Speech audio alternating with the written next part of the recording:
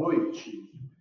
O tema que me coube hoje foram oclusões vasculares retinianas, diagnóstico e protocolos.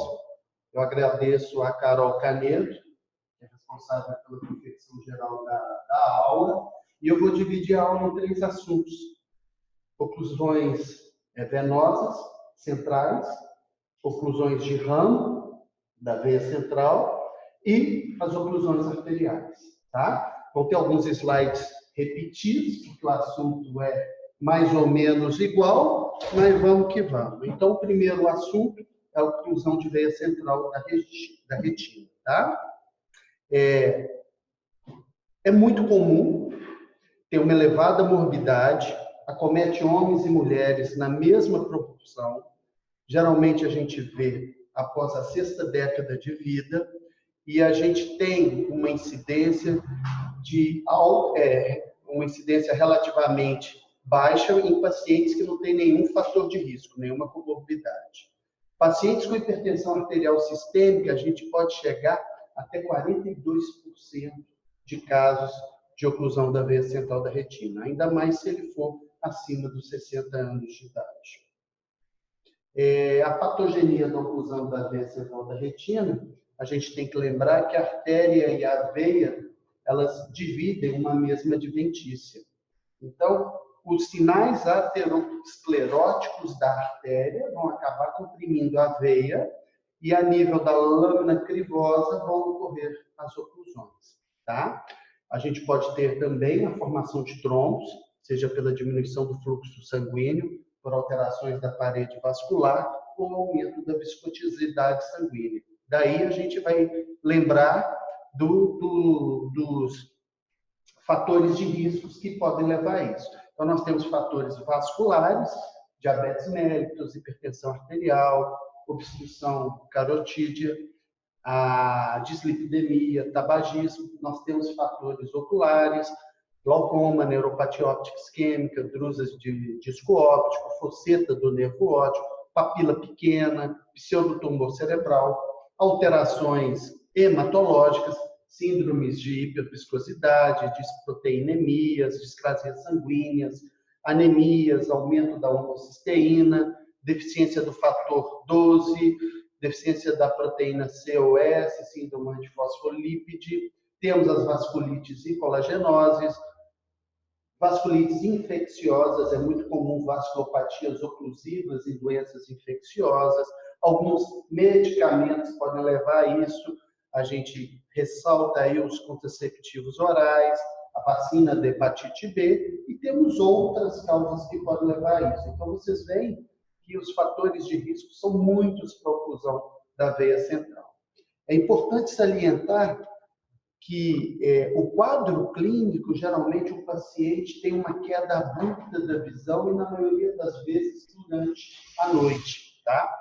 Ela, na sua grande maioria das vezes, é unilateral e indolor.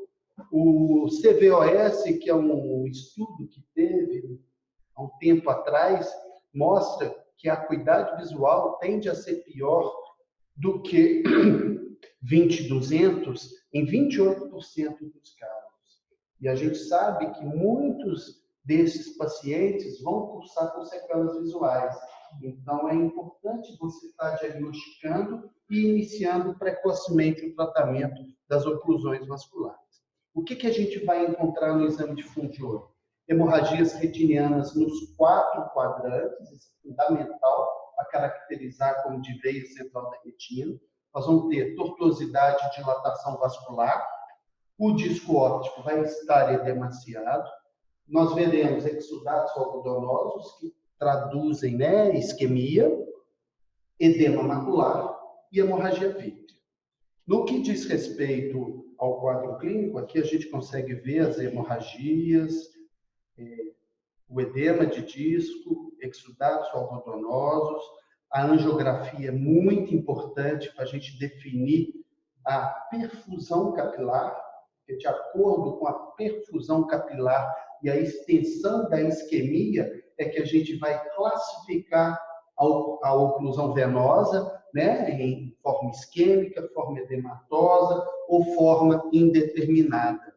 Tá? Se a gente tem um número maior que 10 áreas discais de não perfusão, a gente considera como isquêmica. Além disso, a gente sabe que 60%, 67% desses olhos vão desenvolver uma neovascularização e todos cursam com uma grave perda visual. Numa pupila dinâmica, a gente vai detectar um defeito pupilar aferente relativo. Na forma não isquêmica ou edematosa, a gente tem menos do que 10 áreas de disco de não perfusão. A forma indeterminada são aquelas onde o componente hemorrágico é muito grande e você não consegue definir as áreas de não perfusão ou isquemia. São aquelas quadros que no primeiro mês a hemorragia é tanta que a angiografia se faz até desnecessária. Então a gente acaba fazendo um eletroretinograma de campo total e um OCT para ver se tem edema de mácula ou não, tá? Aqui para vocês verem melhor as áreas de isquemia no exame de retinografia fluorescente, né? E você vai ver áreas de extravasamento também, não numa fase precoce como essa, mas nas fases tardias do angiograma, tá? O diagnóstico diferencial se faz com a síndrome ocular isquêmica. Nas compressões carotídeas, você tem síndrome ocular isquêmica. A retinopatia diabética, nós sabemos que é um principal diagnóstico diferencial. O papiledema e a retinopatia por radiação. Só que aqui a gente tem na história, na anamnese, a gente consegue definir muito bem isso, tá? Isso aqui é uma lista de exames que podem ser feitos para esses pacientes, mas eles devem ser individualizados. Por quê? Você tem que pesquisar trombofilia e outras causas em pacientes com menos de 50 anos. Porque a gente sabe que pacientes hipertensos e com mais de 60 anos é muito comum as oclusões vasculares. Então, aqui tem uma gama de exames que devem ser pedidos. Eu lembro quando eu estava no São Geraldo e a gente tinha um ambulatório de trombofilia, no qual a gente fazia de rotina todos esses exames em pacientes abaixo de 50 anos. Então, aqui é muito importante as vasculopatias oclusivas em pacientes que têm colagenoses, que têm vasculites e que têm infecções que podem cursar com oclusões vasculares. Tá?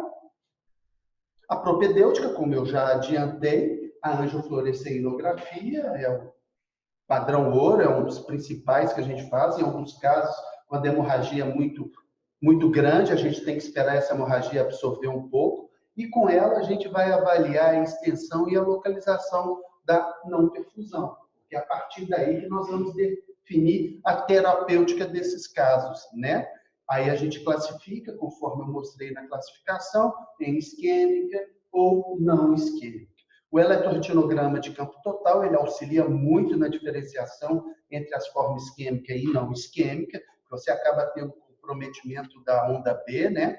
O OCT é importantíssimo nos dias de hoje, com as drogas antiangiogênicas e os implantes de corticosteroides, porque são fundamentais no tratamento do edema macular.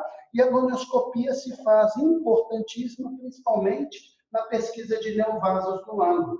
Antigamente, a gente tinha o glaucoma de 90 dias, né, que as oclusões vasculares, no meu tempo falava-se muito nisso, né, que cerca de 90 dias depois das oclusões, você poderia cursar com uveoses, com neovasos de ângulo, né, e tudo isso. O tratamento, a gente tem o CVOS, que foi um estudo muito importante, e o americano, como ele segue à risca todos os trials, todos os estudos, eles esperavam você ter neovascularização ou de ângulo ou de retina para iniciar o tratamento. Mas a gente sempre iniciou mais precocemente a panfotocoagulação. O que a gente tem que ter em mente é que as áreas de isquemia são liberados o VEGF. Então, se você não tratar a isquemia, você vai acabar evoluindo para formação de neovasos. Então, é fundamental a panfotocoagulação, no meu modo de ver, e a gente começar a tratar o mais precoce possível esses casos. Na forma edematosa, hoje a gente pode lançar mão dos implantes, né? Os trials mostram que a gente sempre deve iniciar, né, com as drogas antiangiogênicas, mas existem várias situações no qual os implantes de dexametasona se fazem necessários. Oi? Quanto tempo você, por exemplo, após o laser, você faz uma injeção ou você chama de injeção? A gente acaba individualizando, como nós estamos falando ao vivo, e às vezes pode não ouvir sua pergunta, o doutor Igor Mota perguntou sobre quando fazer a injeção e quando, em relação ao laser, o que a gente faz? Se você tem uma forma edematosa, mesmo tendo isquemia muito grande, com edema de mácula, já está recomendado a aplicação de uma droga para diminuir esse edema. Eu sempre gosto de fazer primeiro a injeção e, na sequência, o laser. Porque você, com uma retina mais enxuta, o laser acaba pegando melhor. Ou, se você tem muitas hemorragias retinianas e você deve aplicar o laser em áreas de retina saudável, como que você vai aplicar o laser em cima de hemorragias? Então, você tem que fazer as drogas antiangiogênicas, os implantes, primeiro, para você diminuir este edema, ir avaliando e fazendo o laser de acordo com essa evolução.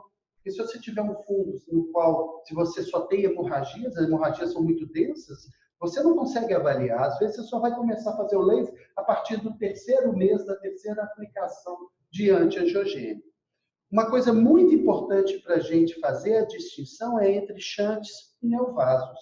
Porque o shunt nada mais é do que uma vicariança tentando suprir aquela área isquêmica. Já os neovasos são diferentes. E você vai ver os shunts principalmente na região discal, tá?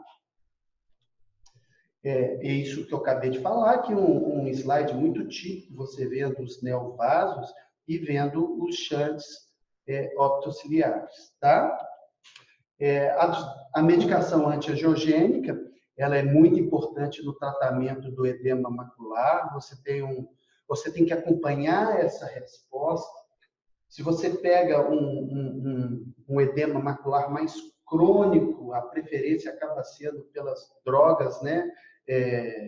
Corticosteroides, eu prefiro. Então, o que os protocolos mandam, você sempre iniciar com anti-VEGF, mas obviamente que isso é individualizado. Então, cada caso é um caso. A gente, na medicina, a gente não tem uma receita de bolo. Então, o arsenal terapêutico hoje é tão amplo, é diferente de quando eu fiz a residência, que você tinha basicamente só o laser, né? Depois veio a triancinolona, depois veio o Avastin, depois vieram as novas drogas antiangiogênicas, o implante de dexametasona, mas antes a gente ficava muito limitado, porque você só tinha como forma de tratar o tratamento da isquemia. Hoje, felizmente, o edema de mácula responde muito bem a maioria dessas drogas. A grande questão é quando interromper essas drogas, porque você tem casos que você interrompe a droga e o edema volta. Então, por isso que é interessante, baseado na meia-vida de cada droga, você ir juntando elas para você conseguir um tratamento mais legal, tá? Lembrar das complicações, das comorbidades, estar sempre muito atento ao status, se esse paciente tem catarata, se esse paciente tem glaucoma, para você poder definir bem essa terapêutica e ir individualizando a cada caso a forma de poder tratar, tá? Em alguns casos que acabam evoluindo com hemorragia vítrea ou com proliferação vitreoretiniana, com formação de membrana epirretiniana, que é muito comum nesses olhos, a gente acaba lançando mão da vitrectomia via pars plana. Não é raro operarmos esses olhos através da vitrectomia, tá? Drogas trombolíticas é uma possibilidade quando você pega a oclusão precocemente, você por meio, né, da neuroradiologista intervencionista, você pode injetar até o TPA na iminência da artéria oftálmica, é uma possibilidade, mas a gente não tem muita experiência com isso. E se você consegue definir a origem dessa oclusão, é importante você estar fazendo uma interconsulta, tanto com a cardiologia, reumatologia, ou até mesmo com a hematologia. Ok? Então, para vocês lembrarem como um resumo dessa primeira parte, avaliar os fatores de riscos, a gente está pensando na etiologia, lembrar sempre de classificar para você poder nortear o seu tratamento e até em termos de prognóstico. Se você não tem hemorragia vítrea, você vai fazer uma anjo e um ACT. Se você tem muita hemorragia retiniana, essa angiografia pode ser postergada, mas o ACT já se faz necessário de cara. Sempre que você tem edema, a gente começa com anti-VEGF, mas ao longo da terapêutica, os implantes, eu gosto demais de implantes de corticoide para vasculopatias, ou edema associado a vasculopatias, ou até doenças inflamatórias, é muito importante pensar nisso. Fazer um acompanhamento mensal, não se esquecer da gonioscopia, a fotocoagulação, a panfotocoagulação é necessária, mas não em cima de hemorragias, tá? E vamos que vamos. Vamos para o segundo tema, que é a oclusão de ramo da veia central da retina, tá? Acomete homens e mulheres na mesma proporção. Só antes de adiante, alguma dúvida de oclusão de veia central da retina? Igor? Só porque o segmento, naquele caso, não tem neurônio. Sim. Depois chega ao ponto cingido, né? O que a gente faz no segmento da anjo mensal, a angiografia, eu acho que você pode individualizar, geralmente mensal, você fazendo um bom exame clínico, e se você vê que no intervalo de 30 dias não mudou muito, você vai repetir a angiografia? Desnecessário. Eu acho que hoje o fundamental é o ACT, porque você tem que estar monitorando, né, o edema de mácula o tempo todo, que às vezes no primeiro momento você tem na mácula mais hemorragias e menos edema, mas que no decorrer da história natural da doença você vai acabar desenvolvendo o edema macular. Então, a anjo é importante, mas o OCT chega a ser um pouco mais importante. A anjo você faz a primeira, depois que as hemorragias foram-se um pouco, e às vezes você pode intercalar a cada 90 dias. Vai depender do aspecto clínico. Mas é um caso que deve ser acompanhado mensalmente. Tá? Principalmente nos 6 primeiros meses, que é onde tudo acontece. Tá bom? Então, voltando à oclusão de ramo, né? Homens e mulheres na mesma proporção, geralmente aos 60 a 70 anos, é muito comum. É mais frequente que a oclusão da veia central da retina, tá? Aqui entra os cruzamentos arteriovenosos patológicos, né? Nós falamos que eles dividem a mesma adventícia, seja lá na central, seja aqui. O ramo temporal superior é o mais acometido e independe se a veia passa por baixo ou por cima, porque eles dividem a mesma adventícia, então acaba comprimindo. Então, aqui um fator de risco importantíssimo, né, é a hipertensão arterial sistêmica, né, de onde virão as alterações ateroscleróticas e que vão comprimir essa veia.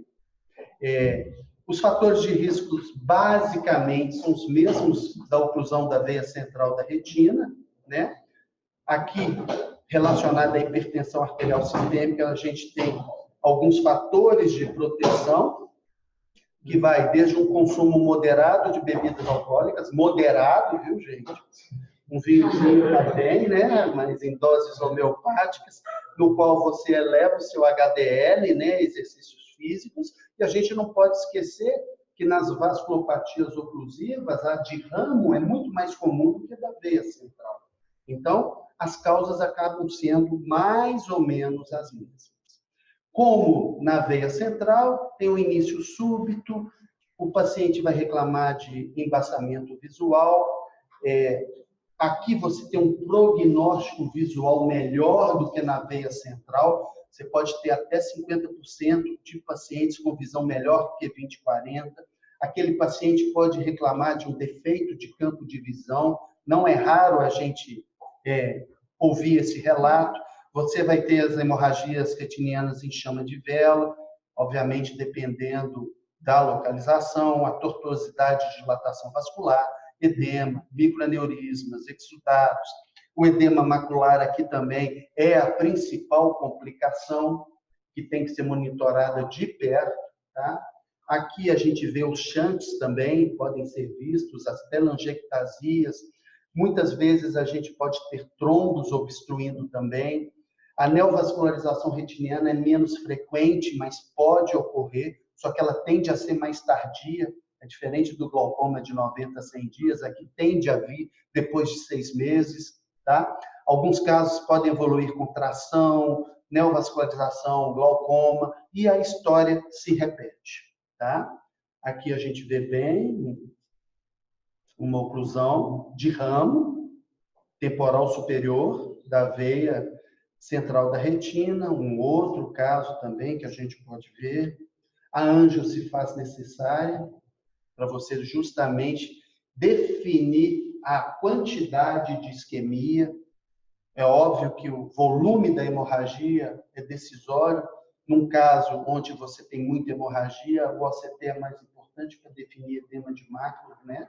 E no segundo momento, você fazer a anjo para definir a isquemia. Ao contrário da oclusão, aqui você vê como isquêmica uma menor área de disco, são só 5 áreas de disco de não perfusão, tá?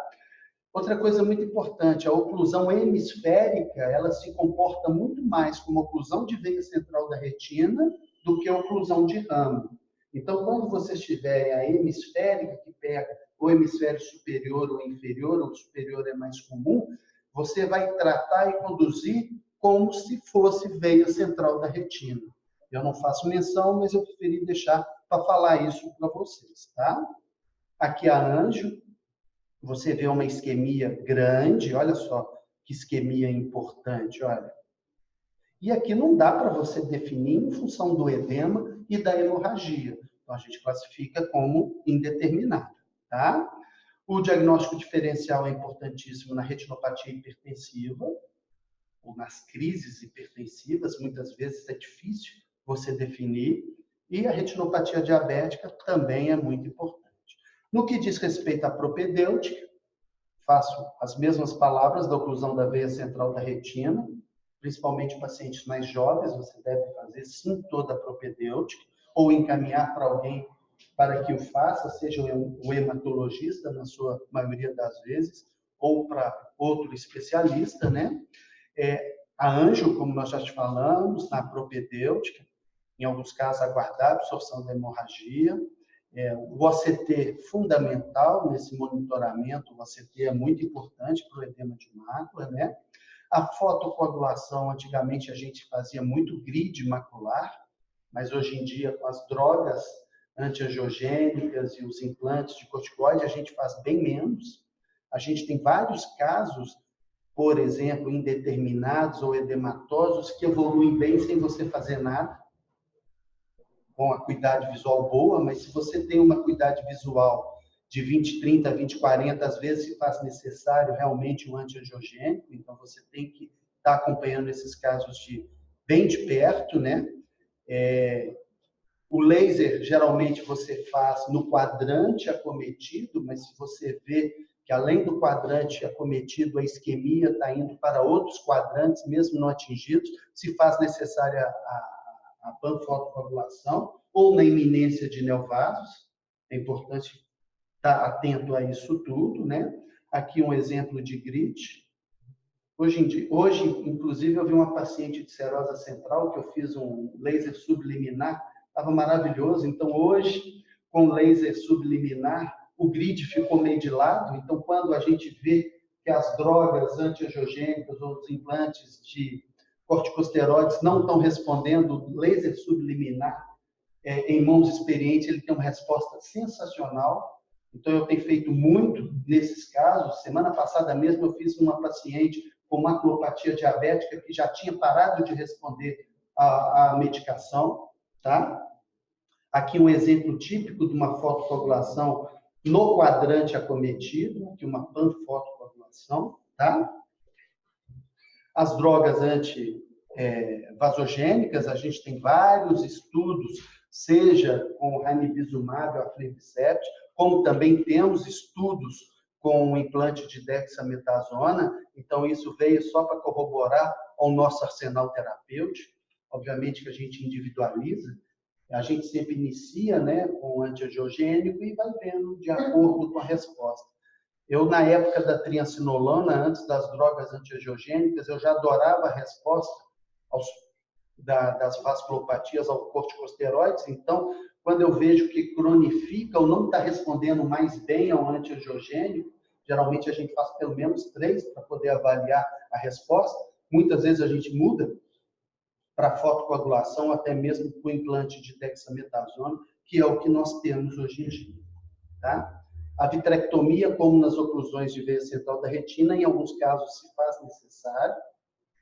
E, obviamente, o acompanhamento multidisciplinar é importante, principalmente nos casos associados a outras patologias. Tá? Então, não se esquecer, como na outra, da classificação dos fatores de risco, da propedêutica, tá? E esse acompanhamento tem que ser de perto, tá bom?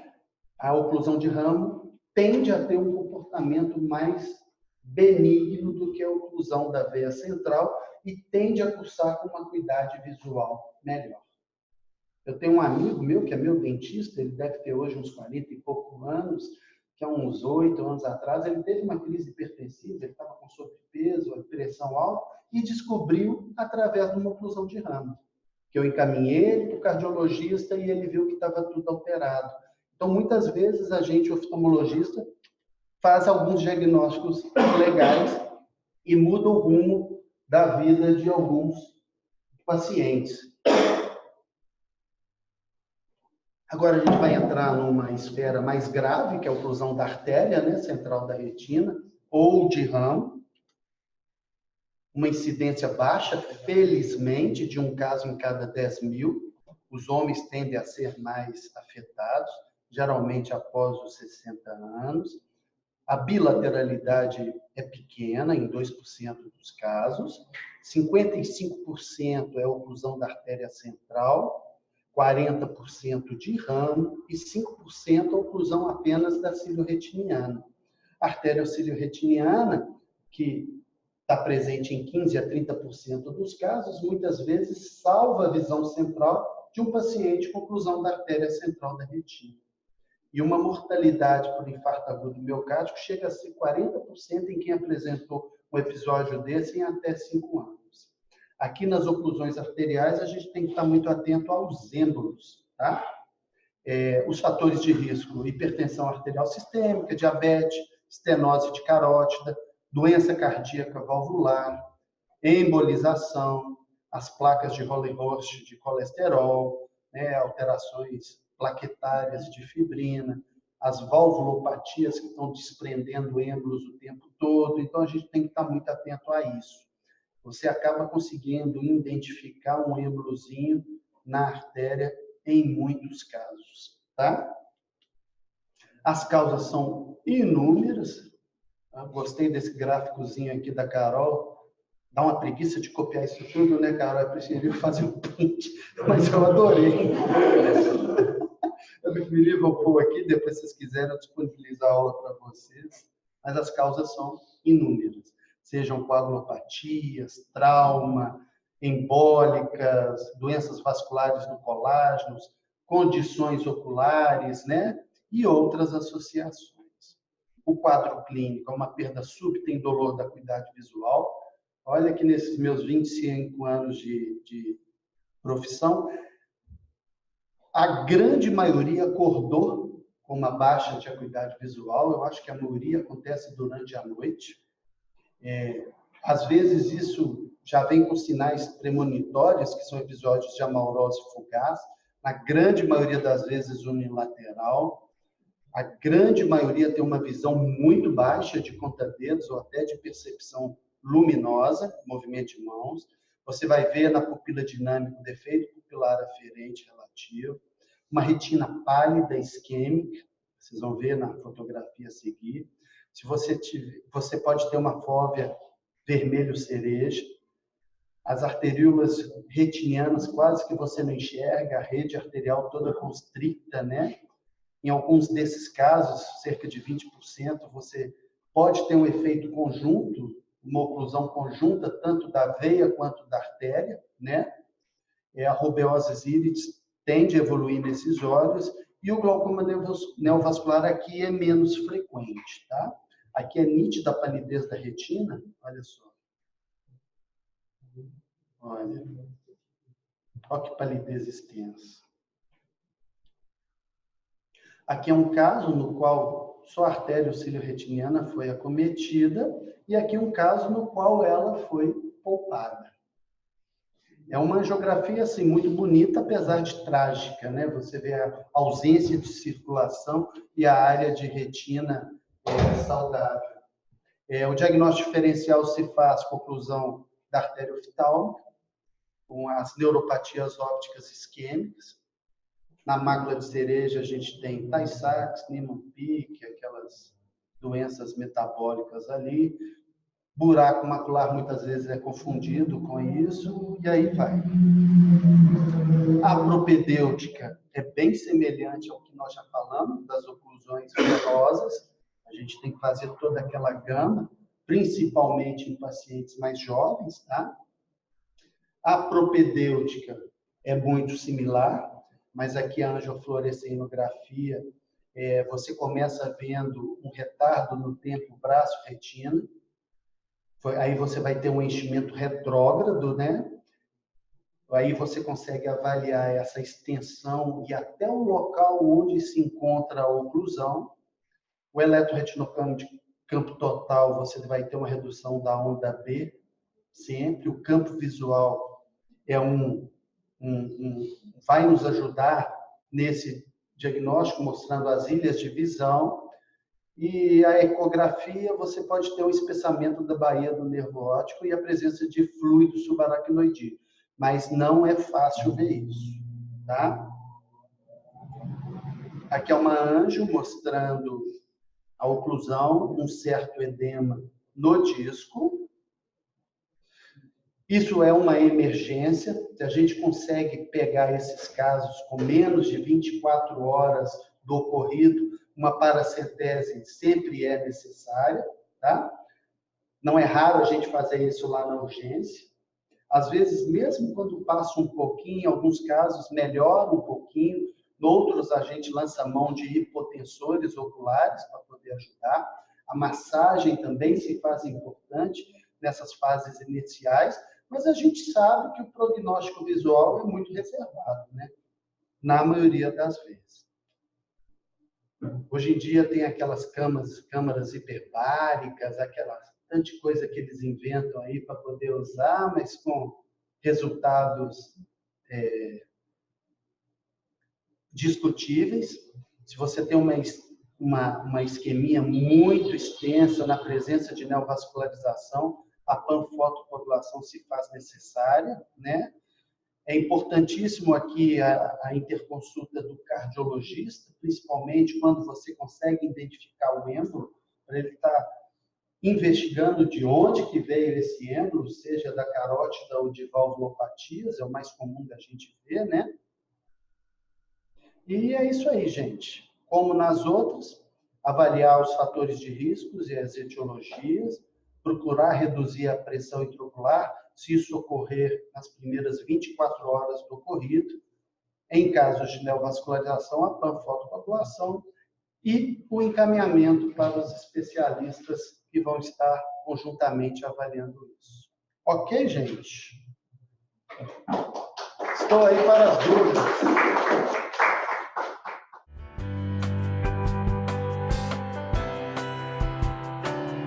Centro Oftalmológico de Minas Gerais, ampliando visões desde 1968.